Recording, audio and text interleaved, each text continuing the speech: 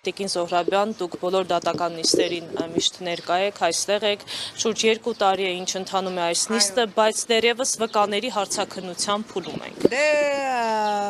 Նիկոլի քաղաքական հետապնդումները աչքի են ընկնում, ահա այս կարգի կներեք այս բառի համար իզվրաշյոն դրսևորումներով, երբ որ լսում ենք այս վկաների հարցաքննությունը, ինձ թվում է այն պատմությունն է Ավրահամ ռադիլ Իսահակը, Իսահակ ռադիլ չգիտեմ ինչ, այո, հունիսի 15-ին կլրանա 2 տարին, որ Արմեն Աշոտյանի քաղաքական այս ֆարսը Նիկոլ Փաշինյանի ուղղակի հանձնարարությամբ շարունակվում է, բայց ես ուզում եմ խոսել մի կարևոր դրվագի մասին, հիշում եք մի քանի դատական նիստ առաջ Արմեն Աշոտյանը բարձրաձայնեց, որ ինքը հիմնավոր կասկածներ ունի, դեպ այդ հիմնավոր կասկածներին միանում ենք նաև մենք, որ իր կալանքը հսկող սարքի մեջ տեղադրված է գաղտնալսող միջոց, եւ ով զարմանք այդ կարևորագույն հայտարարությունից հետո, որը ըստ էության հայտարարություն էր հանցագործության մասին, ես հետևել եմ մամուլին, ոչ պրոբացիոն ծառայությունը, ոչ Հայաստանի հերոսական ԱԱԾ-ն,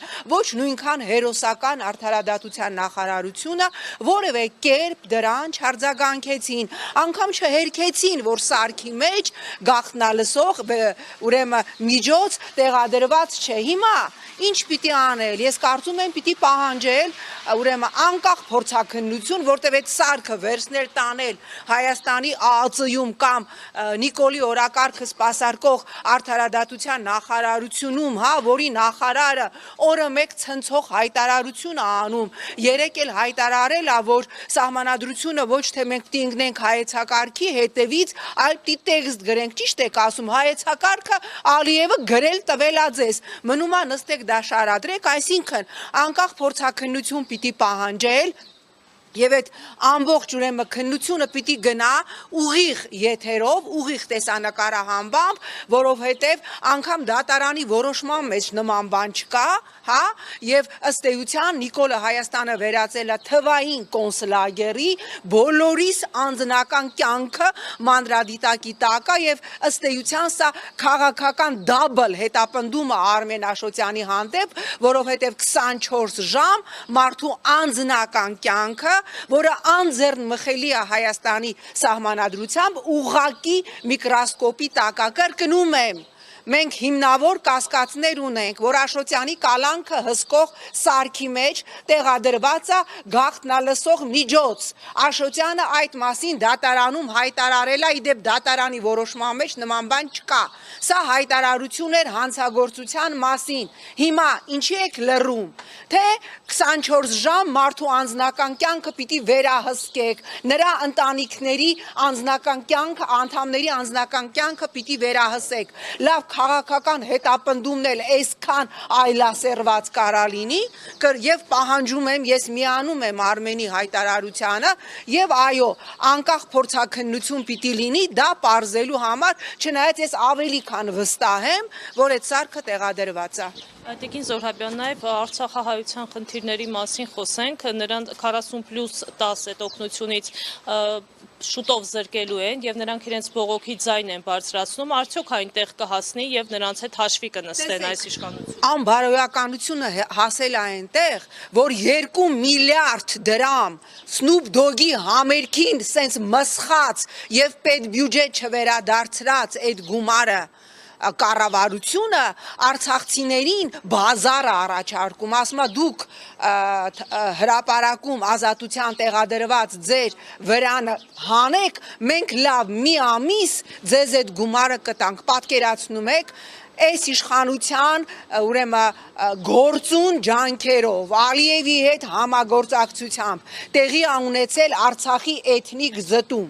Արցախցիները, Նիկոլ չընտրած արցախցիները, ոչ 18, ոչ 21 թվականին Նիկոլ չընտրած արցախցիները, Նիկոլի մեղավորությամբ հայտնվել են փողոցում։ Նրանց ընդամենը 0.2% այսօր ունի բնակարան։ Տոտալ մարդիկ հայտնվելու են փողոցում, սրանք ասում են, որ գնացեք ինչ ուզում եք արեք, կամ վրանը հանենք տակի բիծ, մի ամիս այդ 40+10 դրամը մենք ձեզ կտան, գիտեք,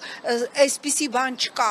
սեփական ժողովրդի հանդեպ այսպիսի հեգնանք չկա, ես երեք նայում եմ նորից սոցիալական ցանցերը եւ այս տերորը, որ կենտրոնացված պետական մակարդակով կազմակերպվում է արցախցիների հանդեպ, երբ որ տարբեր ոչնչություններ, իդեպ նաև պաշտոնական թիվ կա, որ 11200 արցախցի այլևս անվերադարձ լքել է Հայաստանը, տարբեր ոչնչություններ, տարբեր պլինդուզի տակի ոճիլներ, ասում են լավ է արել, գնացեք ձեզանից պրծնեք, լավ դուք գետինը չեք մտնում, այսպիսի տերոր կազմակերպել անօգնական մարդկանց հանդեպ, այսպիսի տերոր կազմակերպել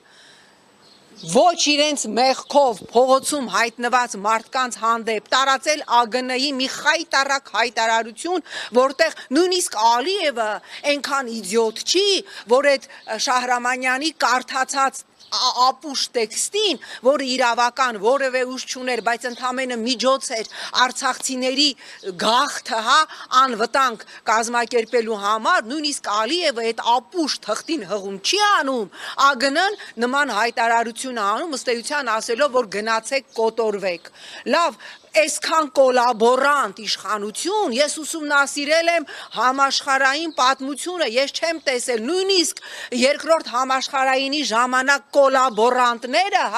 տարբեր երկրների, այսքան չեն ատել սեփական ժողովրդին, որքան այս իշխանությունը։ Ժողովրդի եւ ընդդիմադիրների արձագանքը համարժեք է կատարվող։ Ուրեմն ժողովրդի արձագանքը համարժեք է, այո, այն ատելությունը, նաև ձեր լրատվամիջոցի փողոցային հարցումները, որ ես տեսնում եմ, այն ատելությունը, որ կա այս իշխանության հանդեպ, այն դարակազմիկ ատելությունը որևէ իշխանության հանդեպ չի եղել։